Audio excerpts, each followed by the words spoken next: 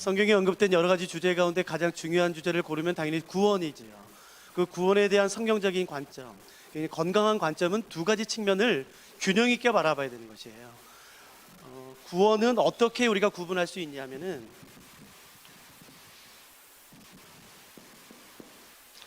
첫째는 신분의 변화이죠. 우리가 예수님을 그리스도로 믿는 순간 우리는 죄인에서 의인으로 신분의 변화가 일어나요. 이것은 일평생에 단 한 번이면 되는 것입니다. 그러니까 옛날에는 구원 초청 집회가 많았던 것 같아요. 자, 이제 예수를 믿기로 결정한 사람 한번 손 들어보세요. 앞으로 나오세요. 라는 그런 구원 초청 집회가 많았죠. 근데 작년에 손을 들고 나왔어요. 근데 그 다음에 자, 예수님 믿을 사람 또 나오세요. 그러면 아유, 강사님 또 그런가? 내가 또 나가야 되나? 그래서 매번마다 나오신 분이 계시죠. 죄인에서 의인으로의 신분의 변화는 일평생에 단 한 번이면 되는 것이에요. 그렇기 때문에 우리는 이것을 구원의 즉각성이라고 부릅니다. 그러니까 예수를 그리스도로 믿는 순간 즉각적으로 이루어져요. 그리고 단번에 이루어져요. 그래서 우리는 이것을 좀 약간 어려운 용어겠지만 구원의 즉각성이라고 불러요. 그러나 구원은 이것만 있는 것은 아니죠. 두 번째 측면은 뭐냐면은 신분의 변화가 아니라 수준의 변화가 있어요. 그러니까 이 구원에는 신분의 변화뿐만 아니라 죄인에서 좀 더 나은 죄인, 좀 더 나은 죄인, 좀 더 나은 죄인, 성화의 과정이 있죠. 이것은 절대로 단순간에 이루어지지 않아요. 내가 예수를 그리스도로 믿는다라는 순간적으로 이루어지지 않아요. 이 수준의 변화는 일평생 끊임없이 애써 싸워야지만 이뤄내야지만 되는 것이겠죠.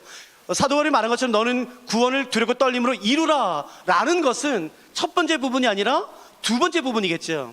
신분의 변화는 즉각적으로 이루어져요. 그래서 우리는 그것을 구원의 즉각성이라고 부르지만 수준의 변화는 절대로 단번에 이루어지지 않기 때문에 우리는 이것을 구원의 점진성이라고 불러요. 그러니까 구원의 건강한 두 가지 균형은 뭐냐면은 구원에는 즉각성이 있고 점진적인 것이 있어요. 이 두 가지를 다 이해하는 것이 중요하죠. 너무 지나치게 한쪽만 강조할 수가 있어요. 과거에는 너무 죄에서 구원받는 것, 그건 너무 놀라운 사실인 것은 맞지만 그것만을 강조했어요. 그래서 이 삶적인 부분들, 수준의 변화, 성화되는 것에 대해서 등한시한 면이 없진 않죠. 그러나 성경에서 말하는 구원은 뭐냐면은 이 두 가지를 다 말합니다. 레위기도 마찬가지예요. 레위기는 1장부터 27장까지 되어 있습니다. 레위기의 구조를 보면은 참 흥미로운 것은 뭐냐면은 레위기 1장부터 10장까지는 어떻게 하나님께 제사를 드릴 것인가, 어떻게 예배를 드릴 것인가가 언급되어 있고 11장부터 27장은 어떻게 살 것인가가 언급되어 있어요. 다시 말해서 레위기 1장부터 27장을 크게 두 파트로 나눠라. 그러면 1장부터 10장 하나님께 어떻게 제사할 것인가, 하나님께 어떻게 나아갈 것인가, 하나님께 어떻게 예배할 것인가가 첫 10장이 언급되어 있는 반면 11장부터 27장에서는 어떻게 살 것인가예요. 그러므로 성경의 관점도, 하나님의 관점도, 레위기 성경의 관점도 제사와 삶, 예배와 삶의 균형을 말하는 것이겠죠. 내가 드리는 예배가 삶으로 연결되지 않는다면 여러분 그 예배는 죽은 예배예요. 아무리 주여 주여 하고 많은 은혜를 받았다 할지라도 그 예배가 나의 삶으로 연결되지 않는다면 그것은 죽은 신앙이에요. 또 반대로 너무 삶만 강조하는 것이 있어요. 예배를 등한시하고, 저는 무교회주를 싫어합니다. 여러분, 교회의 하나님 나라의 가장 중요한 속성 가운데는 공동체성이에요. 이걸 뭐 언제 나눌지 모르겠지만 그 하나님 나라의 속성, 여러분 지금은 코로나 때문에 우리가 모이는 것이 절지되어 있어요. 그러나 코로나가 더 나아진다면, 풀려진다면 더 모이게 힘써야 돼요. 내 모든 삶은 예배의 기반이 되어야 돼요. 예배에 기반되지 않는 삶은 여러분 그것은 절대로 하나님께서 말씀하시는 그런 바로 그 삶이 될 수가 없어요. 그 예배와 삶의 균형, 이것은 레위기뿐만 아니라 사도 바울의 열서서신도 고스란히 담겨 있죠. 로마서 기억나시나요? 1장부터 16장까지의 그 16장이 1장부터 11장은 이론, 그 신학적인 이론, 그리고 12장부터 16장은 실천편이에요. 그러니까 바르게 아는 것이 바른 삶을 이끕니다. 내가 바르게 살기 위해서 필요한 것은 뭔가요? 바르게 아는 것이에요. 내가 하나님의 백성으로서 바른 삶을 살기 위해 필요한 것은 뭔가요? 바르게 예배드리는 것이에요. 바르게 예배드릴 때에 그리스도인으로서 합당한 하나님의 나라의 백성으로서 삶을 살게 되는 것이고, 내가 하나님에 대한 바른 지식을 갖게 될 때 그 지식이 나를 바른 삶으로 인도하는 것이겠죠. 에베소서도 마찬가지예요. 6장밖에 되지 않는 짧은 서신이지만 1장부터 3장까지는 지식, 신학적인 이론이 기록되어 있고 4장부터 6장은 그리스도인의 합당한 삶이 언급되어 있죠. 그러니까 모든 성경이 다 그렇게 되어 있어요. 레위기도 그렇습니다. 그렇기 때문에 우리가 오늘 이 뒷부분, 이 앞부분, 제사 부분과 함께 이 뒷부분을 좀 같이 살펴보려고 하는 것이에요. 좀 더 정리하자면 레위기는 1장부터 27장으로 구성되어 있고 1장부터 10장, 11장부터 27장 크게 두 파트로 나눠지지만 조금 더 세분화될 수가 있죠. 1장부터 7장 얘는 5가지 제사가 2번 반복이 됩니다. 1장 1절부터 6장 7절, 6장 8절부터 7장 끝장까지 5가지 제사, 번제, 소제, 화목제, 속제제, 속건제, 이 5가지 제사가 2번이나 반복되어 있어요. 그래서 저희가 오늘 하려고 하는 것은 이 5가지 제사의 목적이 뭐고 기능이 역할이 뭐고 이 5가지 제사가 다 비슷비슷해 보여요. 근데 이 5가지 제사가 어떻게 구분되는지 어떻게 다른지를 오늘 같이 살펴보려고 합니다. 미리 말씀드릴게요. 혹시 펜이 있으시다면, 종이가 있으시다면 정리하세요. 아마 혼자 성경 공부하면서 정리하는 게 이 부분이 쉽지는 않아요. 저 같은 목사만 외워도 돼요. 그러니까 여러분 굳이 외우실 필요는 없어요. 그러나 잘 정리해 두신다면 나중에 필요하실 때에 그 부분을 꺼내서 보시면 되는 것이에요. 그래서 제가 오늘 1장부터 7장에 언급되어 있는 5가지 제사를 정리해 드릴 테니까 여러분 한번 잘 정리해 보시길 부탁드리겠습니다. 5가지 제사는 첫째, 번제죠. 그러니까 5가지 제사의 목적이 뭔지, 역할이 뭔지, 이 제사를 도대체 왜 드려야 되는지 그 목적을 알면 되는 것이에요. 어떻게 하면 그 제사의 목적을 좀 알 수 있을까? 성경만 가지고는 좀 약간 부족하죠. 아니요, 성경만 가지고 충분해요. 사실은 그 제사의 목적과 기능과 역할을 구분짓는 아주 중요한 열쇠 중에 하나는 뭐냐면은 이 번제, 소제, 화목제, 속제제, 속건제로 번역된 히브리어를 아는 것이에요. 우리가 뭐 지금 히브리어를 공부할 수는 없지만 제가 이 번제, 소제, 화목제로 번역된 히브리어를 알려드릴 테니까 한번 암기하시든지 한번 적어보세요. 번제로 번역된 히브리어는 올라라는 단어예요. 올라. 그리고 두 번째는 소제입니다. 이 소제가 재밌어요. 곡식으로 드리는 제사인데 히브리어로는 민하라는 단어예요. 민하. 이 민하는 히브리어로 어떤 뜻이 있냐면은 조공의라는 뜻이에요. 혹은 감사. 그렇기 때문에 소제의 목적은 신하가 왕에게, 정복당한 사람이 그 자기를 정복한 왕에게 조공을 바치는 의미의 그 히브리어가 바로 민하인데 그 단어가 사용되었어요. 세 번째는 화목제죠.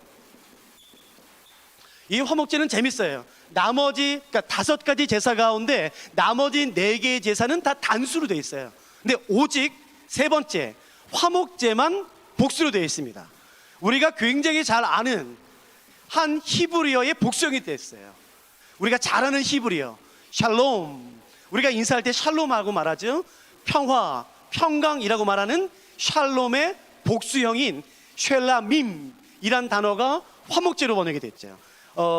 네 번째는 뭐냐면 속죄죄입니다. 이게 가장 중요하기도 하고 가장 어렵기도 해요. 속죄죄로 번역된 히브리어는 굉장히 독특해요. 하타트라는 단어예요. 하타트. 여러분 이 하타트라는 단어를 영어 단어로 옮기면은 SIN이 sin.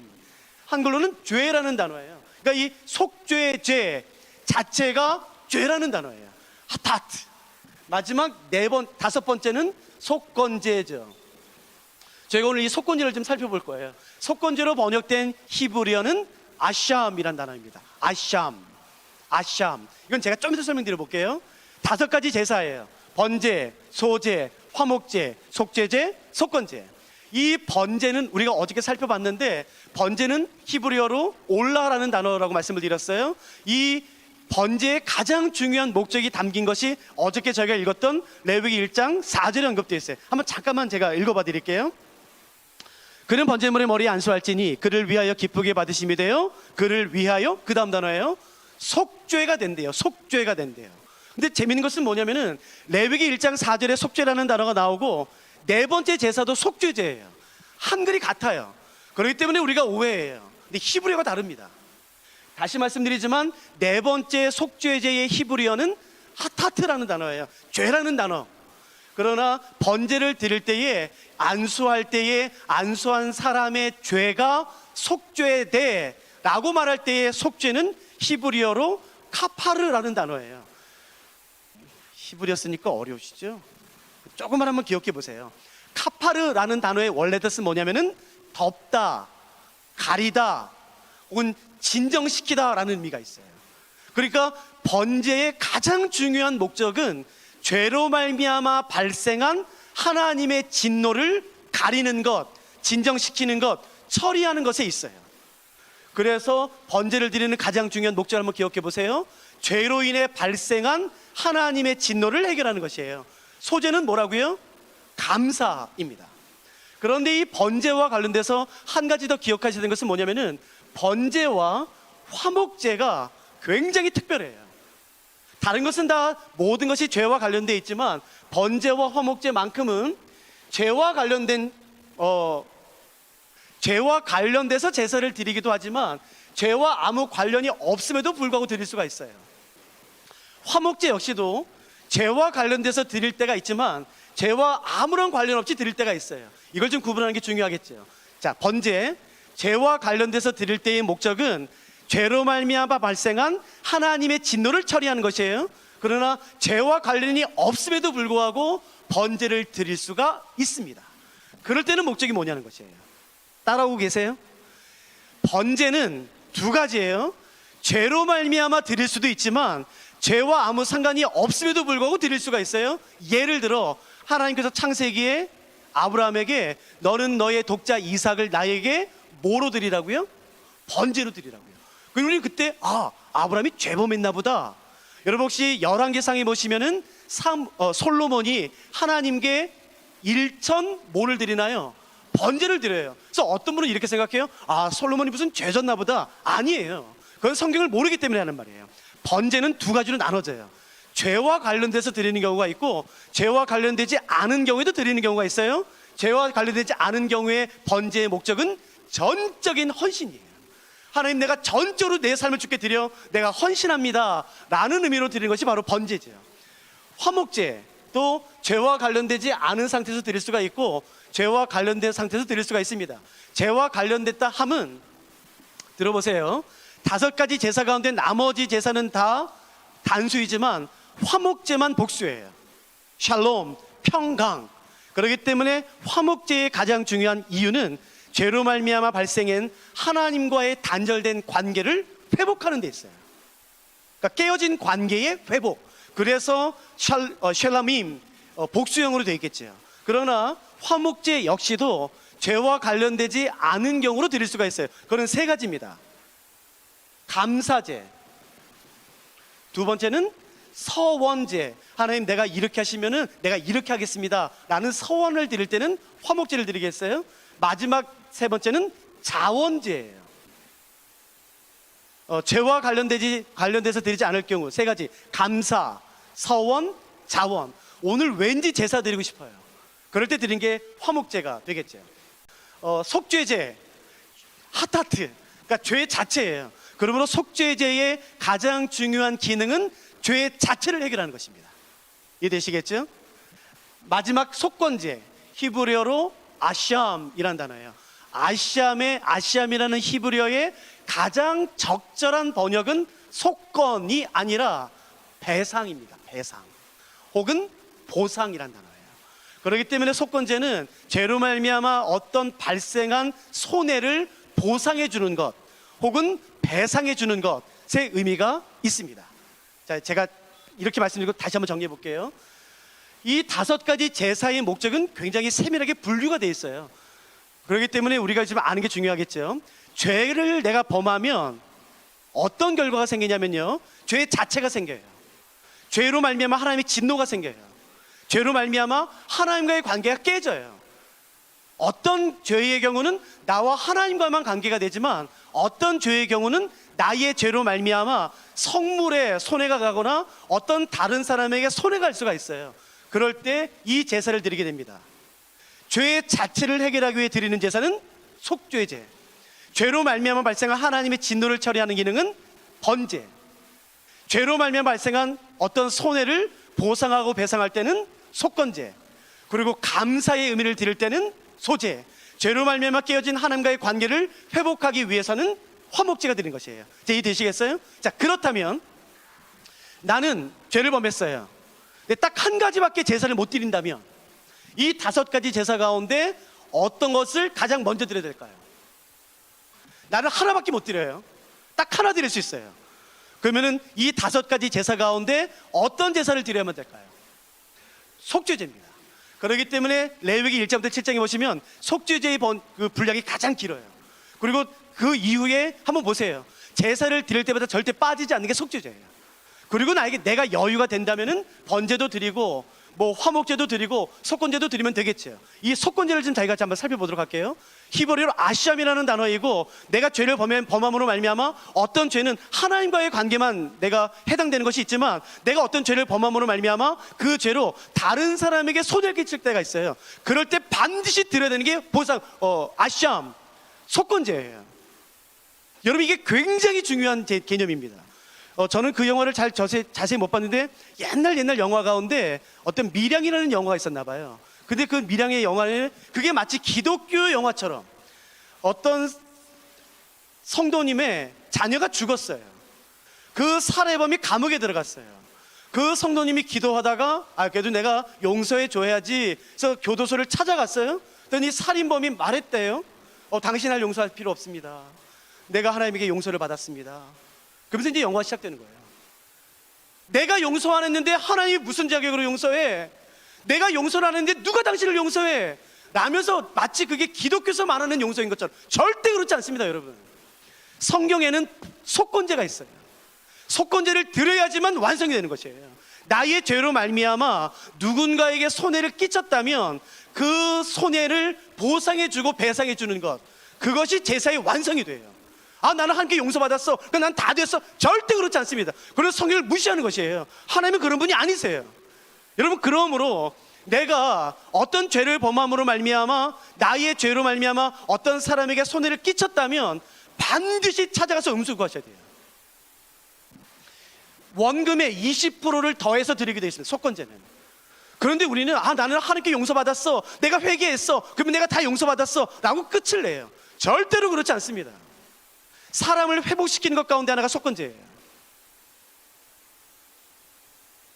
제가 이 강의를 하다가 서울에서 그런 얘기를 했어요. 나의 어떤 죄로 말미암아 다른 사람에게 손해를 끼쳤다면 시간이 얼마나 지났든지 간에 그걸 보상해 줘야 된다. 용서를 반드시 구해야 된다. 그 사람이 나를 용서해 줄 때 나의 모든 제사가 끝이 나는 것이고 완성되는 것이다. 그리고 제가 속해 있던 어떤 선교단체의 선배님 가운데 그 설교를 듣고 30년 전, 40년 전에 본인이 버스를 탈 때 옛날에 그 회수권 같은 게 있었잖아요, 토큰. 거기서 불법을 저질렀던 거예요. 그 회수권을 반으로 잘라서 이렇게 접어서 내면은 이게 진짜인지 모르잖아요, 넣어버리면. 자기가 고등학교를 다녔던 그 기간 동안을 계수해서 그 회사에 10배인가? 그래도 얼마 안 되죠.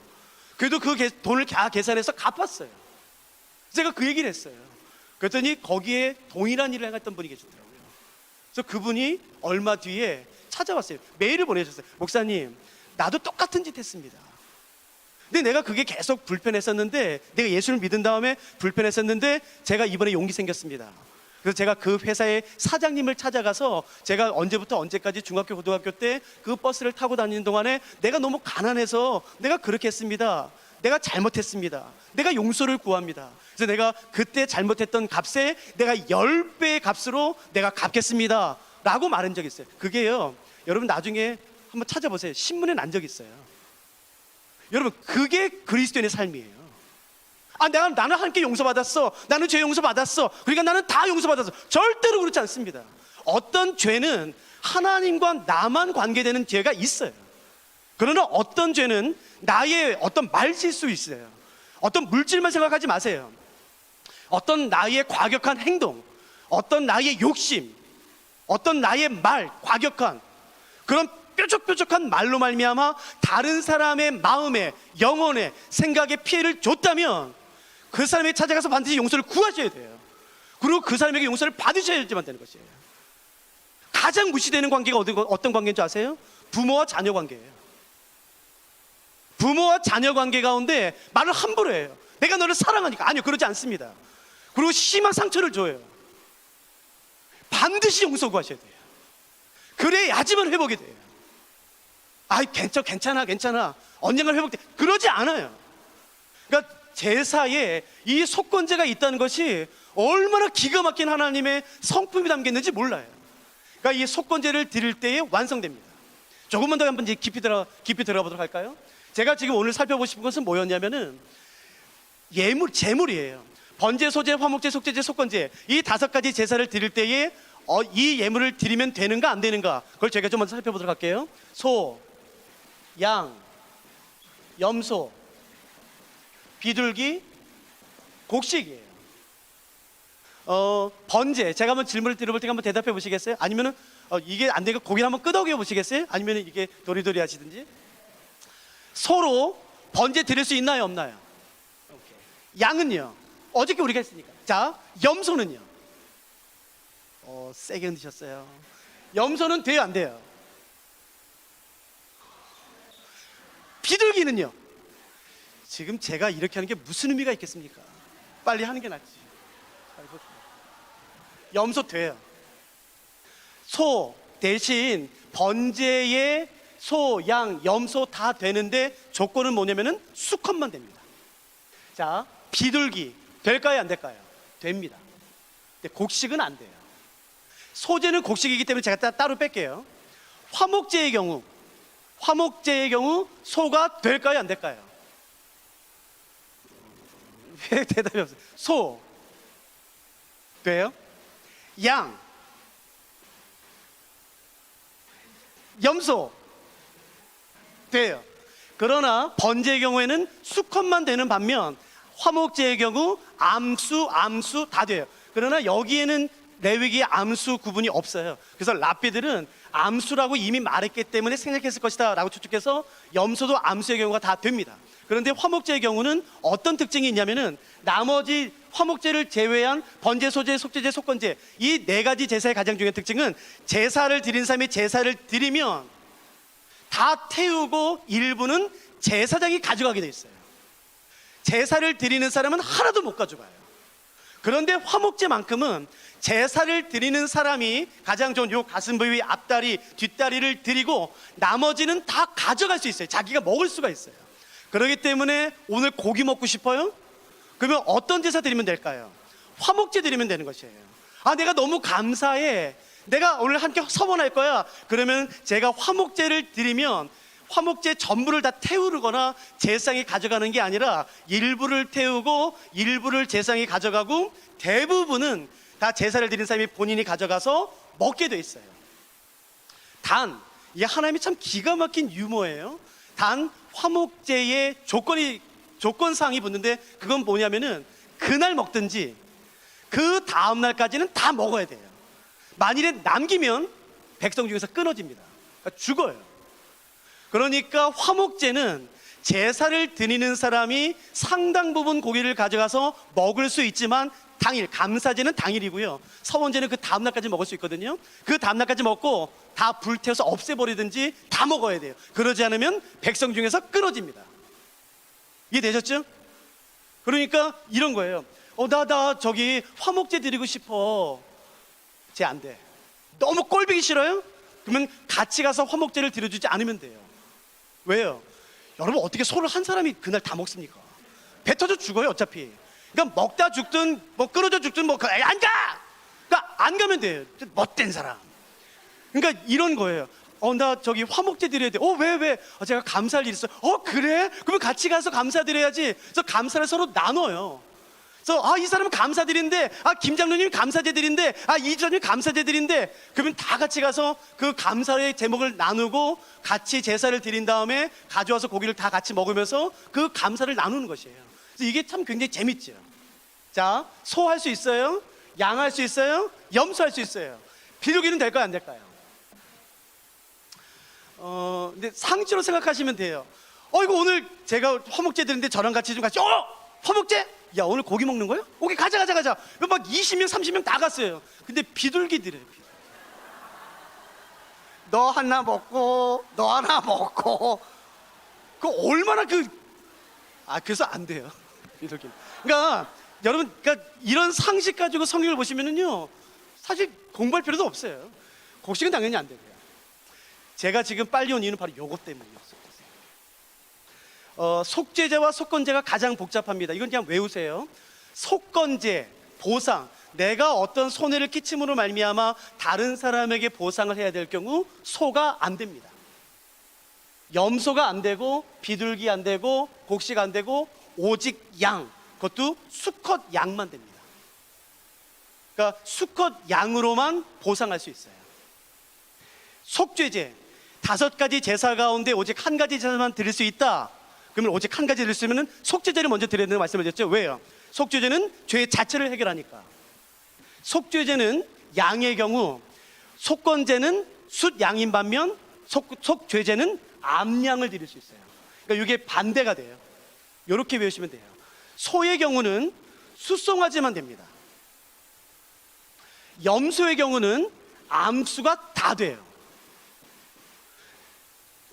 더 깊이 들어가서 조금만 질문해 볼까요? 속죄제의 가장 중요한 목적은 뭐라고요? 뭘 해결해요? 죄 자체를 해결해요. 레위기 17장에 그 말씀 기억나세요? 생명의 근원이 어디에 있나요? 피에 있어요. 그래서 피가 죄를 속한다라고 말해요. 잘 들으세요. 생명의 근원이 피에 있어요. 그래서 피가 죄를 속해요. 히브리서 9장 22절 기억나세요? 피 흘림이 없으면 죄사함이 없어요. 그러니까 피 흘림이 죄를 속해요. 왜요? 생명의 근원이 피에 있기 때문에. 그렇기 때문에 반드시 피가 필요합니다. 소 필요 있죠. 있죠. 염소 있죠. 문제는 비둘기예요.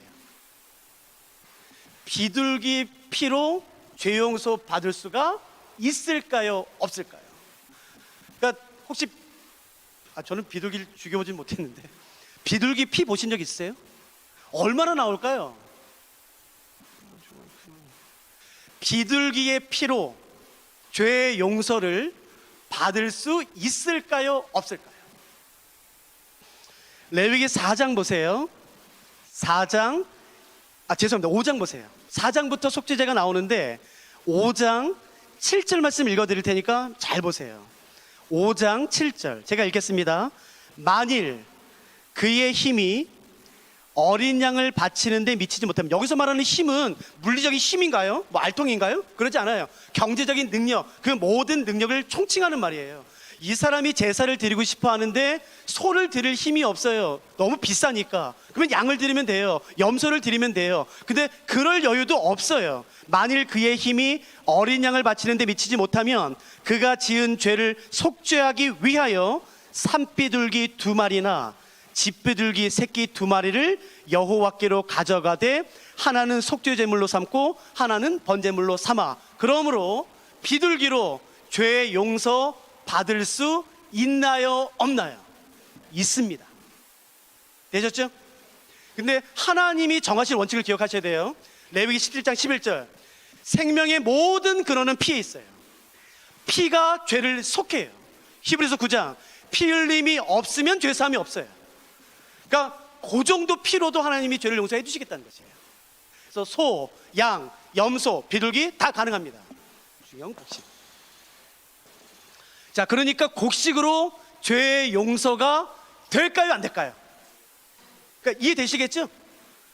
이거 그러니까 하나님이 세우신 원칙이에요. 하나님이 세우신 대원칙은 뭐냐면은 생명의 근원은 피에 있어.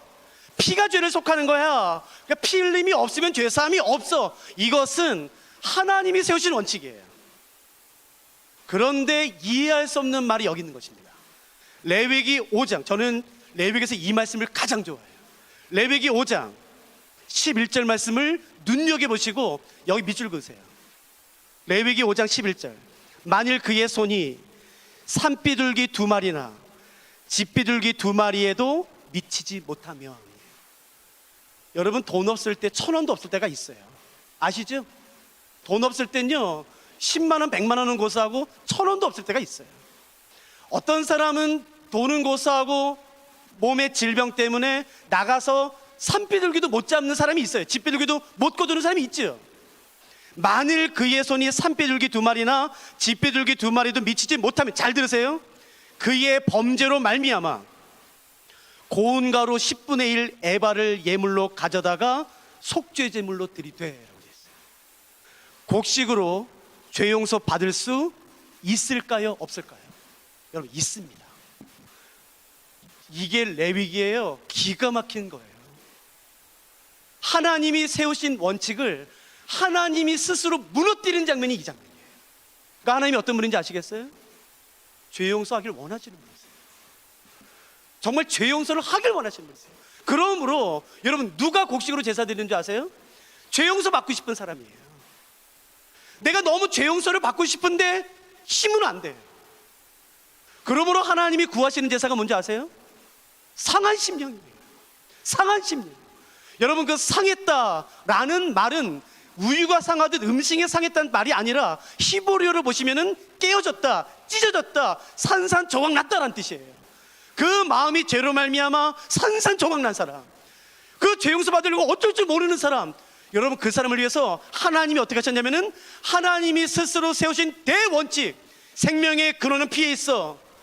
모든 죄는 피가 속하게 돼 있어. 피 흘림이 없으면 절대로 죄사함이 없어 라는 하나님의 그 위험 있는 왕의 명령을 스스로 깨신 장면이 바로 이 장면이에요. 그러니까 하나님이 어떤 분인지 아시겠어요? 정말 죄를 용서해 주길 원하시는 분이세요. 아니, 하나님 나한테 화나 있어. 야, 내가 그때 어떻게 했는데. 아니요, 하나님은 우리를 용서하길 원하시는 분이세요. 우리를 회복하길 원하시는 분이세요. 곡식이라도 들고 가면 너 정말 용서받고 싶냐? 너 정말 회복하길 원하냐? 라고 말씀하시면서 회복을 주시는 분이 바로 우리 하나님이세요. 근데 이 부분을 읽지 않으면 하나님을 율법으로 가둬놔요. 하나님이 이런 분이야. 절대 그런 분 아니에요. 하나님은 그 노인네, 고약한 노인네 같은 분이 아니세요. 정말 우리를 용서하길 원하시는 분이세요. 저는 이 장면이 그렇게 좋더라고요. 이 장면을 그래서 자주 읽어요. 어떻게 하나님이 이러실 수 있을까? 여러분 아세요? 예수님이 이 땅에 오셔서 공생애를 사시는 동안에 안식일을 어기세요. 여러분, 밀밭 사이를 가시다가 밀을 손으로 이겨서 드세요. 그거는 율법에 100% 어긋나는 거예요. 100%. 안식일을 어기세요. 근데 어기실 때 한 가지 예수님이 가진 원칙이 있습니다. 그 원칙이 뭔지 아세요? 사람을 살릴 때. 저는 그게 좋더라고요. 예수님이 율법을 일부러 어기세요. 근데 그것은 꼭 사람을 살릴 때예요. 살고 싶은 분 계세요? 하나님께 나아가시면 돼요. 그분이 우리를 널리 안아주시는 분이시고 용서하시는 분이세요. 여러분, 이것과 관련돼서 한번 창세기 한번 잠깐 살펴볼까요? 하나님은 가인의 제사는 받으시고 아벨의 제사는 받지 않으셨어요. 우리는 그 부분을 조금만 더 살펴볼까요? 제가 이렇게 가인, 아벨. 여러분 머릿속에 한번 기억해 보세요. 가인은 어떤 제사를 드렸죠? 곡식으로 드렸어요. 아벨은요, 양의 첫 새끼.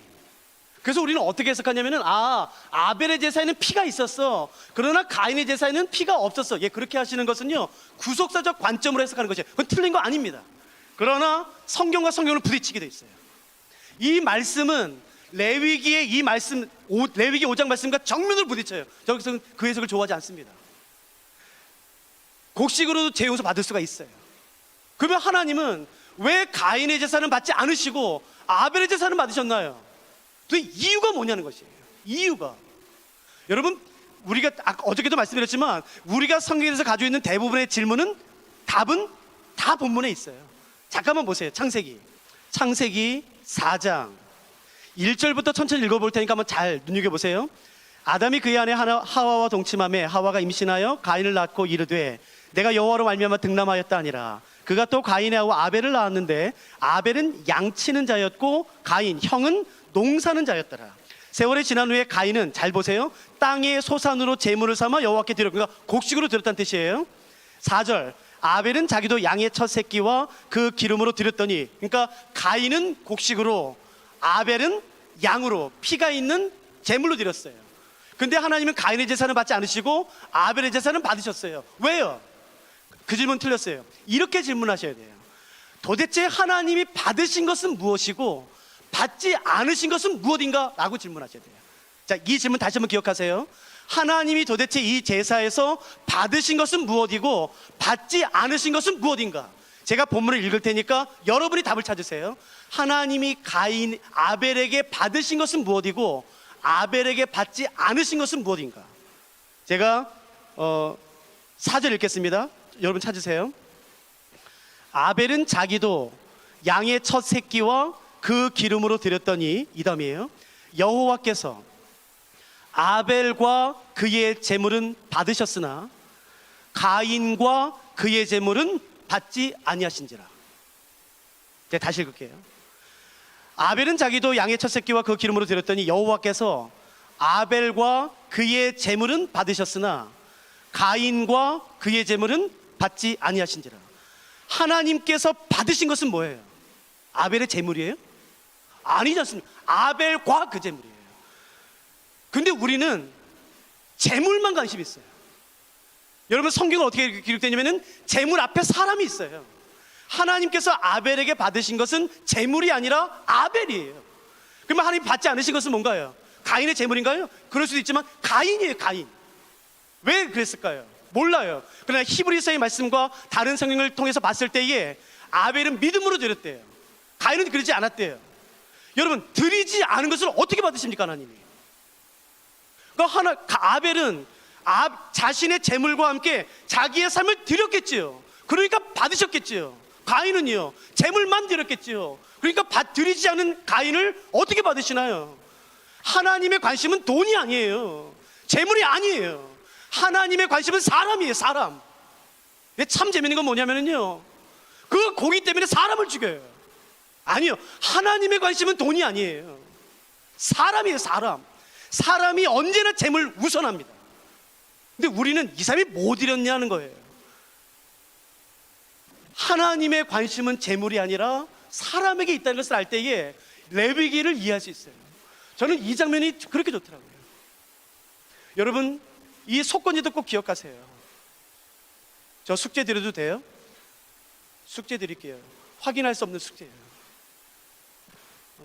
내 인생에 내가 말로, 어떤 행동으로 다른 사람에게 손해를 끼친 것이 있다면 그거 해결하세요. 찾아가서 용서 구하세요. 내가 어떤 물질로 손해를 줬다면 그거 갚으셔야 돼요. 나 하나님한테 용서 받았어. 아니요, 그 용서 아직 안 끝났습니다. 하나님이 날 용서했어. 예, 하나님이 날 용서할지 몰라요. 근데 그 용서의 완성은 나의 죄로 말미암아 손해를 끼친 사람에게 찾아가서 무릎을 꿇고 용서를 구하는 것이에요. 그게 어쩌면 내 부모일 수도 있고 내 아내와 남편일 수도 있고 여러분 자녀일 수도 있어요. 그때 회복이 일어나요. 회복이. 그러니까 이 제사에 담겨있는 하나님의 성품은 이루다 표현할 수가 없어요. 아까도 말씀드렸지만 레위기는 1장부터 10장까지는 어떻게 하나님을 예배할 것인가, 11장부터 27장은 어떻게 살 것인가라고 말씀을 드렸어요. 그러나 1장부터 27장까지 레위기의 꽃, 레위기의 핵심, 레위기의 가장 중요한 정수가 담긴 것을 골라라. 그건 두말할 것 없이 16장입니다. 레위기 16장은 대속죄일이에요. 대속죄일은 뭐냐면은 이스라엘의 지난해에 지은 모든 죄를 용서받는 날이 바로 대속죄일이에요.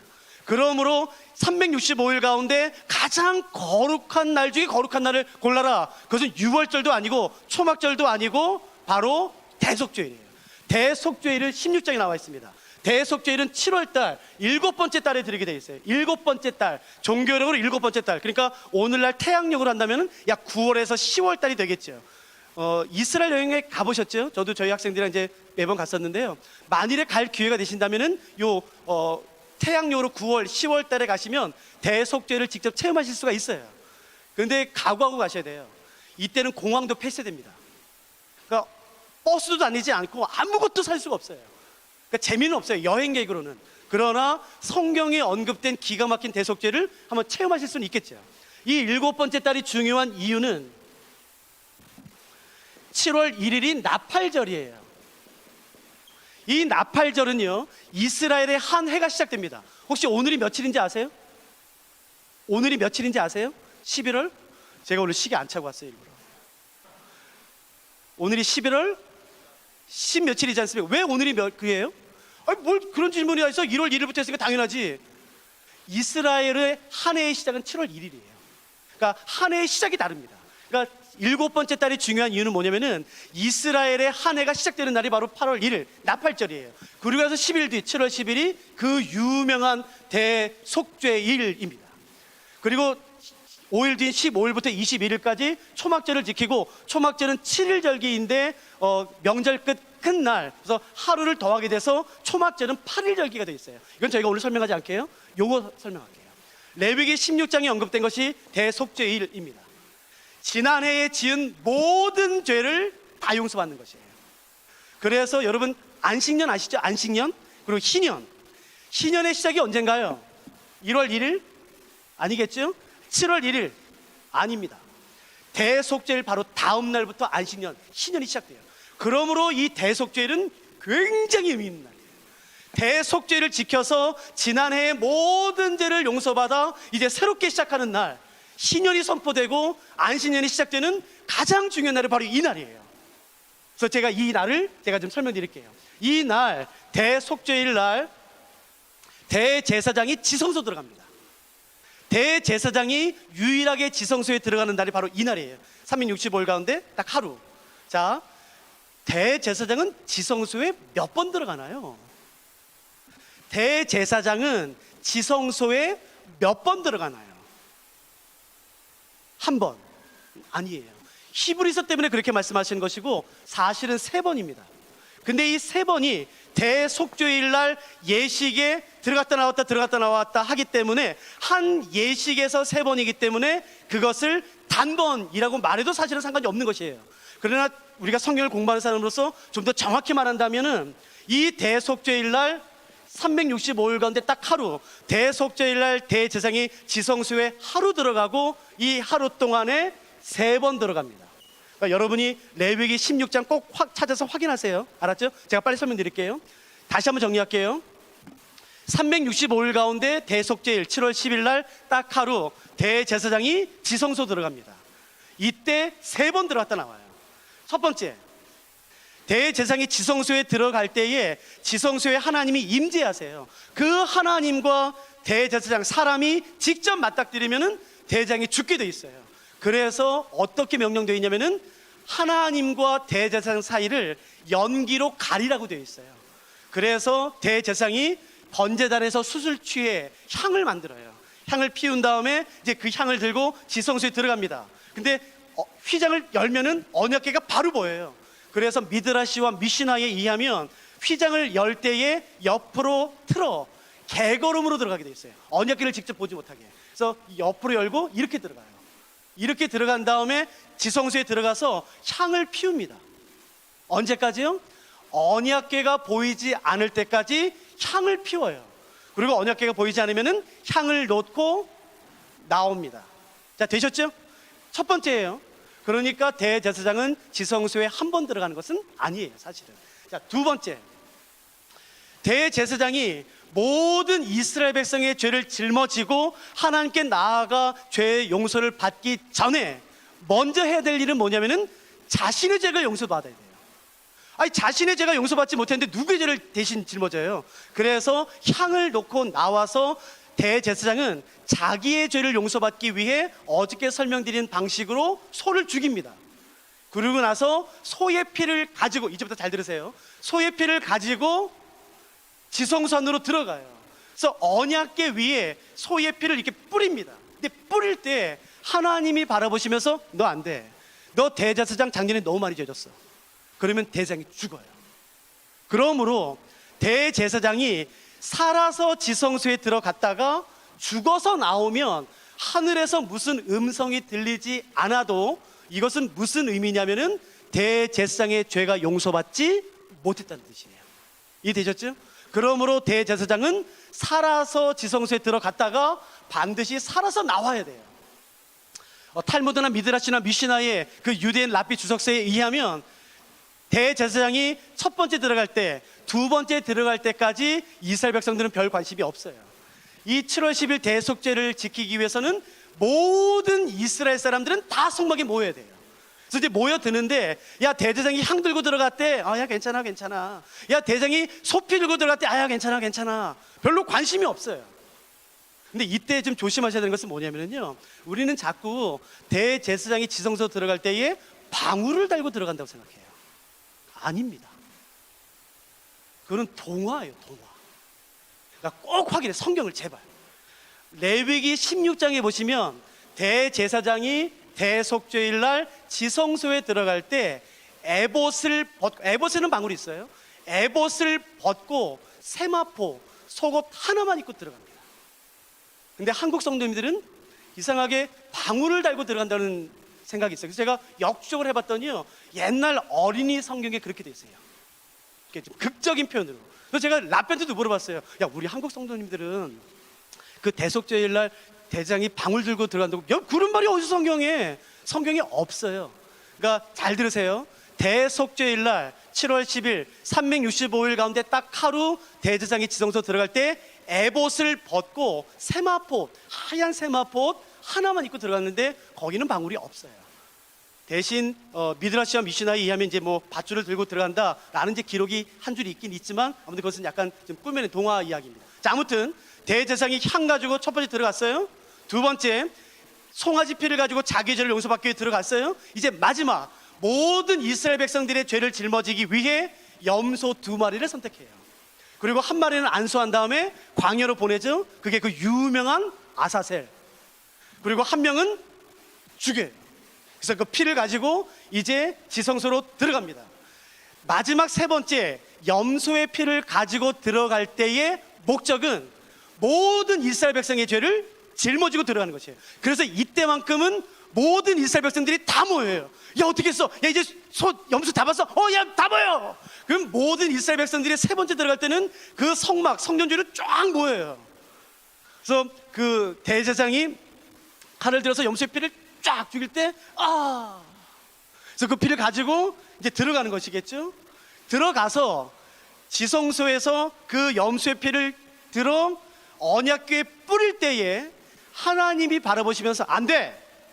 이스라엘 백성들 작년에 너무 많이 죄졌어. 그러면 대제사장이 죽는 거예요. 이해되셨죠? 그러니까 이스라엘 백성들, 성막 밖에 있는 이스라엘 백성들이 그렇게 고대하고 기대하는 것은 뭐겠습니까? 딱 하나예요. 대제사장이 살아서 나오는 것이에요. 기록에 의하면, 미드라시와 미시나에 의하면 반시간, 약 30분 걸린다고 나와요. 그러니까 들어갔어요? 그러면 30분 뒤에 나오는 것이에요. 그럼 이스라엘 백성들이 긴장하죠. 20분, 25분, 28분, 2분, 29분, 30분. 근데 안 나와요. 35분이 됐는데도 안 나와요. 38분, 죽었나? 야, 이리 와봐. 그래서 귀 제일 밝은 사람, 야, 이리 와봐. 들어봐. 조용히 좀 해. 조용히 해. 소리가 안 들려. 들려. 살아있어. 근데 왜 안 나오지? 38분, 42분. 근데 왜 안 나오지? 야, 다시 들어봐. 죽었나? 살아있어. 근데 왜 안 나오지? 근데 갑자기 45분쯤 됐는데 갑자기 성막문이 열려요? 우와! 아니요. 바람 때문에 성막문이 열리는 거예요. 왜 안 들어? 안 나오지? 왜 안 나오지? 47분이 되는데 안 나와요. 53분 지났는데 갑자기 성막문이 열리면서 대제사장이 발이 쑥 나오면 어떠실 것 같으세요? 와! 한다고요. 그러면서 이제 대속죄이 끝나는 것이에요. 그러니까 잘 보세요. 대제사장은 하늘에서 무슨 음성이 들리지 않아도 살아서 들어갔다가 반드시 살아서 나와야지만 돼요. 뭘 위해서요? 이스라엘 백성들의 모든 죄가 용서되었다라는 것이. 이해되셨어요? 사도 바울은 레위기 16장에 이것을 로마서에 가져오고 히브리서에 가져오는 것이에요. 자, 잘 보세요. 제가 히브리서와 로마서를 설명드려 볼게요. 예수님이 대제사장이 되세요. 아론의 반차를 따른 인간 대제사장은 향을 가지고 들어가야 돼요. 왜요? 하나님과 자신이 맞닥뜨리면 죽기 때문에. 그러나 예수님은 하나님 자신이기 때문에 하나님과 예수님 사이를 향으로 가릴 필요가 있나요? 없나요? 없지요. 그러니까 첫 번째가 필요 없는 것이에요. 예수님은. 두 번째 기억나세요? 대제사장이 자기의 죄를 용서받기 위해 송아지 피를 가지고 들어가요. 그러나 예수님은 하나님이세요. 죄가 없으세요. 완전한 의를 가지고 계세요. 그렇기 때문에 예수님은 자기의 죄를 용서받기 위해 송아지 피를 죽일 필요가 없어요. 그러니까 두 번째가 필요 없어요. 그래서 히브리서는 단번에라고 말하는 것이에요. 단번에. 그러니까 예수님은 하나님이시기 때문에 향이 필요 없어. 예수님은 하나님이고 의로우신 분이시기 때문에 죄 수송아지 필요 없어. 그래서 단번에. 그러나 여기서 차이가 생기죠. 인간 대제사장은 짐승의 피를 가지고 들어가는 것이에요. 그러나 예수님은 대제사장이 되셔서 모든 사람들의 죄를 짊어지고 자기의 피를 가지고 들어가시는 것이에요. 그게 십자가예요. 이해되셨어요? 그러므로 예수님께서 십자가에서 죽으시고 곧바로 승천하셨다면 유대인들은 절대 예수님 안 믿습니다. 예수님이 대제사장으로 대속죄를 지키는 것이라면 반드시 하나님의 지성소에 들어갔으면 반드시 하셔야 되는 일이 있어요. 그게 뭔가요? 살아서 나와야 돼요. 그게 뭔가요? 그게 부활입니다. 그러므로 우리의 구원은 십자가에서 완성되는 게 아니라 부활에서 완성되는 것이에요. 십자가는 누구도 폄하하지 않습니다. 십자가는 기독교 복음의 핵심 중의 핵심이에요. 그러나 그만큼 중요한 게 뭐냐면 바로 부활이에요. 예수님께서 대제사장이 되셔서 짐승의 피가 아니라 자기 자신의 생명, 자기 자신의 피를 가지고 하나님의 보좌 앞으로 나가신 것이 십자가, 그리고 살아나오신 것이 부활. 이걸 이해하시겠어요? 그러면 로마서 4장 25절이 이해되실 겁니다. 보세요. 왜냐하면 로마서 4장 25절은 전통적으로 난해구절로 여겨져요. 아닙니다. 난해구절이 아니에요. 레위기 16장만 알면 한 번에 풀립니다. 제가 읽어볼 테니까 이해가 되나 보세요. 로마서 4장, 여러분 이 말씀은 밑줄을 그으세요. 로마서 4장 25절 말씀을 읽을 테니까 잘 보세요. 예수는 우리가 범죄한 것 때문에 내줌이 되고, 여러분 내줬다는 말이 무슨 뜻인가요? 죽었다는 의미겠죠. 십자가에서. 왜요? 죄 때문에요. 잘 보세요.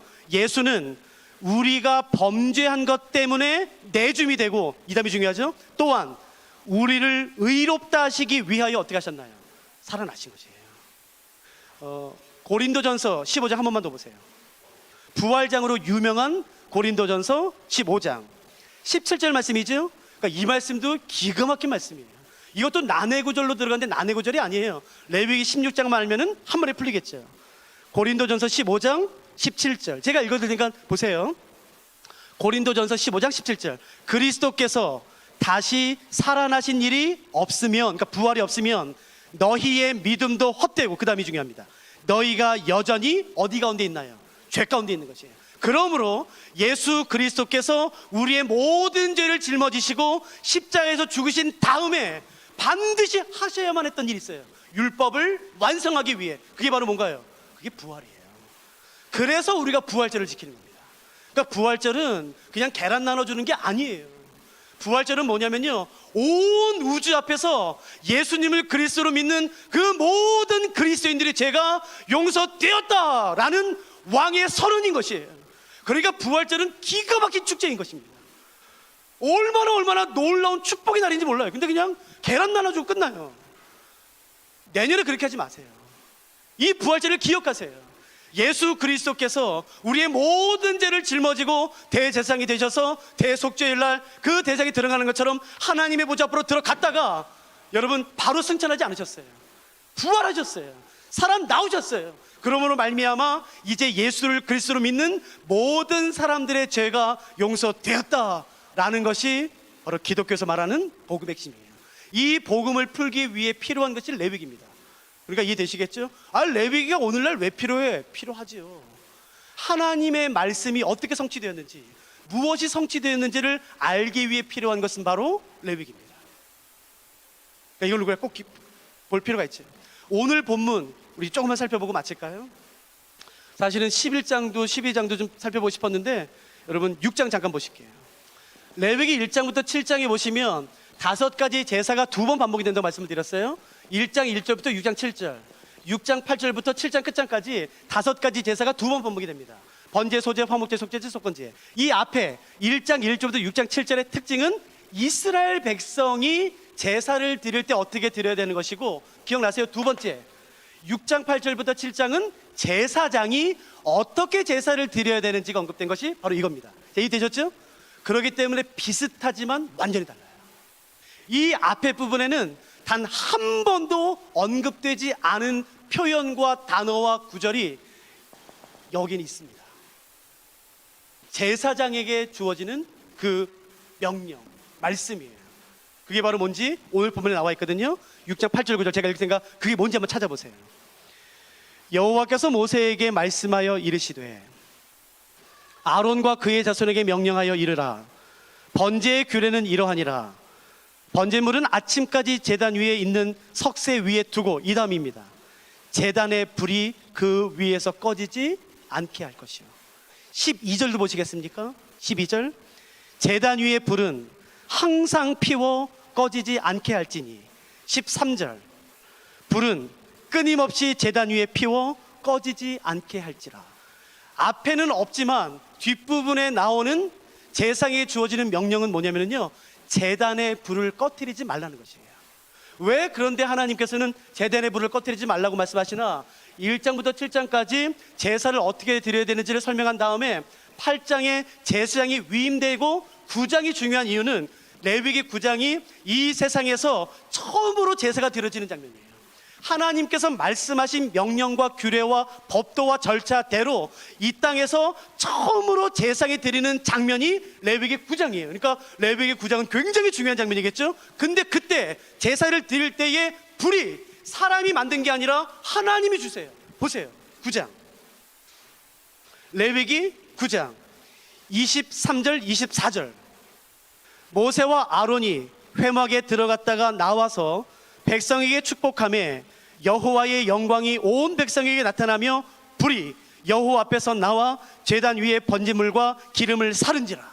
그러니까 최초로 제사를 드리는 장면이 우리가 지금 읽은 레위기 9장인데, 처음으로 제사를 드렸을 때의 불은 인간이 인위적으로 만든 불이 아니라 하나님이 주셨다고 말하는 것이에요. 그러므로 제사장에게 주어지는 가장 중요한 명령은 뭐냐면은 그 번제단의 불을 꺼뜨리지 말라는 것이에요. 번제단의 불 꺼뜨리지 마라는 것이에요. 이건 제사장이에요. 그러면 이건 목사님이겠네? 아니요. 출애굽기 19장 6절. 하나님께서 이스라엘 백성 모든 사람, 우리들을 모두 제사장으로 부르신 것이에요. 그러므로 이 명령은 단지 목사와 선교사와 전도사, 교역자들에게만 주는 명령이 아니라 하나님의 모든 백성, 그리스도인에게 주는 명령임을 우리가 알 필요가 있죠. 기억하세요. 하나님의 명령은 뭐냐면은 제단 위에 불을 꺼뜨리지 말라는 것이에요. 자, 이해되셨죠? 그럼 제가 질문을 드리게 대답해 보세요. 그러니까 생각하세요. 이 레위기는 지금 광야에서 기록된 것이에요. 그러므로 이 번제단이 있는, 모세의 장막이 있는 곳은 광야입니다. 자, 머릿속 한번 그려보세요. 번제단은 텐트, 회막, 성막 안에 있나요? 밖에 있나요? 다시요. 지금 광야에 있어요, 이스라엘 백성들이요. 번제단이요, 불태우는 번제단은 텐트 안에 있나요? 밖에 있나요? 밖에 있죠, 당연히. 성막 안에서 어떻게 불을 피워요? 그 천 다 날아가게 해요? 밖에 있습니다. 이해되시겠어요? 그 밖에 있는 번제단의 불을 꺼뜨리지 않고 지키는 게 쉬울 것 같으세요? 전 해봤습니다. 저 광야에 이스라엘 꽤 많이 갔거든요. 유대 광야 성도님이랑 꼭 나갑니다. 광야 아침에 뭐 내리는지 아세요? 이슬 내립니다. 이슬 한번 번제단에 내리면 그 숯 한 번에 꺼져요. 숯 아시죠? 숯 칙칙. 그거요, 아침에 이슬 내리면 한 번에 꺼져요. 그리고 가끔씩 뭐가 오냐면 모래폭풍이 오면 숯 한 번에 날아갑니다. 그리고 광야는 매년은 아니지만 몇 년에 한 번씩 어마어마한 폭우가 내려요. 어마어마한 폭우가. 그런데 문제는 번제단이라는 것은 텐트 안에 있는 게 아니라 텐트 밖에 있는 것이에요. 그러므로 밖에 있는 번제단의 불을 꺼뜨리지 않기 위해서는 절대로 자연적으로 안 됩니다. 오늘 내가 당번이에요? 근데 폭우가 왔어요? 그럼 어떻게 해야 안 꺼지는지 아세요? 그 뜨거운 불을 여러분 가슴으로 품어야지만 안 꺼져요. 이 명령은 목사에게만 주는 명령이 아닌 것이에요. 교역자에게만 주는 명령이 아닌 것이에요. 오늘날 왕같은 제사장, 베드로전서 2장에 말씀드렸던 그 왕같은 제사장으로 부름받은 모든 그리스도인에게 주는 명령인 것이에요. 너의 재단의 불을 꺼뜨리지 말라는 것이에요. 여러분 가만히 놔두면 다 꺼집니다. 그러나 반대로 누군가가 그 불을 꺼뜨리지 않았다는 것은 무슨 뜻인지 아시겠어요? 몸으로 끌어안았다는 뜻이에요. 알죠? 저는 여러분의 아름다운 교회 성도님을 모르니까 저 사람이 어떻게 아직까지 교회 나오지? 저 처참한 일을 당하고 저 일을 당하고 어떻게 믿음을 지켜? 그 불 꺼뜨리지 않기 위해 여러분 몸부림친 거예요. 몸부림. 미친 듯이 몸부림 쳐했기 때문에 그렇게 된 것이에요. 그렇게 안 하면 다 꺼집니다. 저는 저희 학교에서 제가 양을 잡았다고 말씀을 드렸죠. 몇 번은 제가 뭘 했냐면요, 이 말씀에 제가 깊이 와서 제 학생 몇 명에게 밖에 숯을 만들어 놓고 너 이거 밤새도록 지켜라. 밤새도록 지켜라. 어떤 날은요 그냥 맑은 날이었었어요. 별 노력 안 해도 돼요. 그냥 가만히 놔둬도 돼요. 그냥 가끔가씩 숯 몇 개 더 던져놓고 나무 던져놓으면 그 숯이 계속 유지돼요. 새벽까지. 기가 막힌 한방. 제가 그날을 주신 것을 감사해요. 저 그때 제주도에 있었어요. 폭우가 왔습니다. 폭우. 그래서 제가 생각했죠. 아유, 이번에는 끝났네. 이번에는 끝났다. 아이고, 그게 얼마나 힘들까. 당연히 꺼졌다 생각했죠. 여러분 제주도 한번 그때 태풍 오면 끝나잖아요. 근데 그 불이 있더라고요. 온몸이 젖어 있어요. 온몸이. 그 어마어마한 바람과 비를 몸으로 막아내고 지켜냈더라고요. 그거를 제가 아무 말도 못했어요. 그때. 오늘 여기 오신 분들 가운데 누군가가 그 불을 불씨라도 끌어안고 계셨다는 것이에요. 잘하셨습니다. 진짜 잘하신 거예요. 다른 사람 같으면 꺼뜨렸습니다. 여러분이기 때문에 그걸 지켜내신 거예요. 누군진 모르겠지만 그거 지켜내세요. 반드시 새벽 옵니다. 그리고 그 제단에서 다시 재물이 태워질 거예요. 반드시. 하나님, 내가 이 불 꺼뜨리지 않도록 도와주십시오. 내가 끝까지 지켜낼 수 있도록 도와주십시오. 어떤 바람, 어떤 비바람, 폭우, 어떤 모래폭풍, 어떤 유혹, 그 모든 상황에서도 내가 이 불을 끝까지 지켜낼 테니까 하나님, 다시 이 재단에서 재물이 드려질 수 있도록 도와주십시오. 저 제주도 10년 살았었어요. 유럽에서 8년 반 살았거든요. 아들이 3명인데 첫째 아들이 함덕초등학교 다녔어요. 벌써 10년 이상 된 이야기예요. 제 첫째 아들이 함덕초등학교에서 농구부 했습니다. 그런데 전국체전 있으면은 그 초등학교끼리 모여서 제주도 대표 뽑잖아요. 그러면 함덕초등학교 농구부는요 항상 결승전에 올라가요. 와, 정말 대단합니다. 항상 결승전. 그래서 그것도 희한한 건 뭐냐면은 결승전에서 항상 붙는 팀이 또 A초등학교예요. 그 A초등학교 항상. 왜냐면 그때는 제주도에 농구부 있는 초등학교는 2개밖에 없었어요. 함덕과 A. 그러니까 예선이면서 결선, 결선이면서 예선. 여러분 더 치열합니다. 한 번만 이기면 도대표예요. 그러니까 더 치열해. 막 얘네들이 프로인가 싶을 정도로 막 애들이 눈이 돌아가세요. 한 번만 이기면 돼. 한 번만. 그래서 정말 모든 힘을 다 쏟아부어요. 그래서 한 번은 함덕초등학교가 대표로 갔어요. 근데 제가 그때 못 갔어요. 그래서 제 아이들이 아빠 내년에 아빠 꼭 오셔서 좀 응원해 주세요. 그래서 알았다. 그래서 제가 모든 가게 취소하고 갔어요. 농구 시간이 얼마나 빨리 떨어집니까?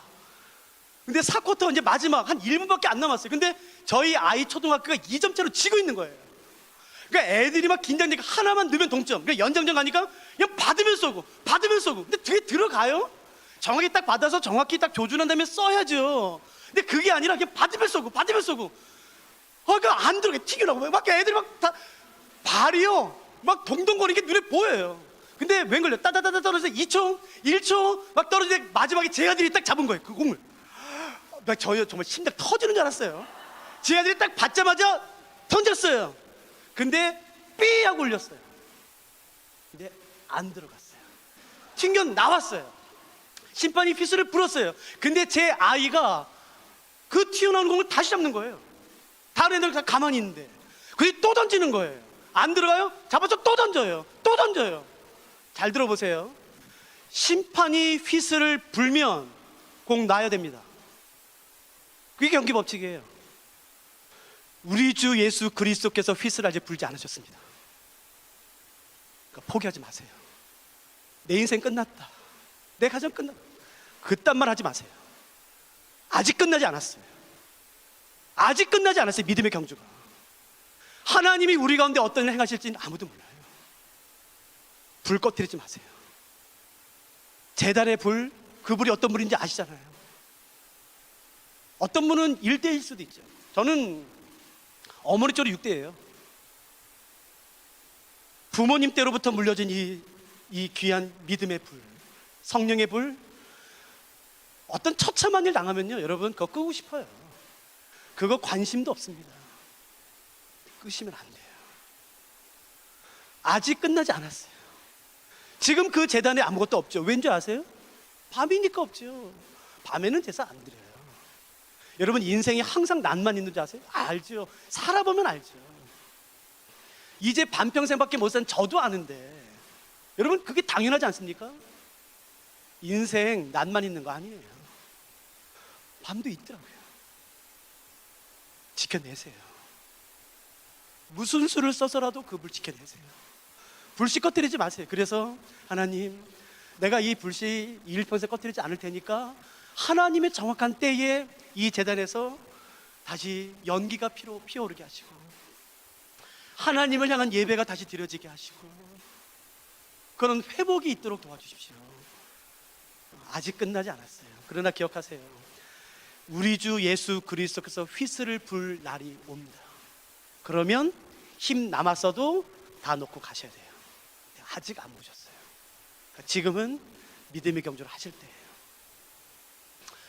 우리 찬양하고 마치지 않으실래요?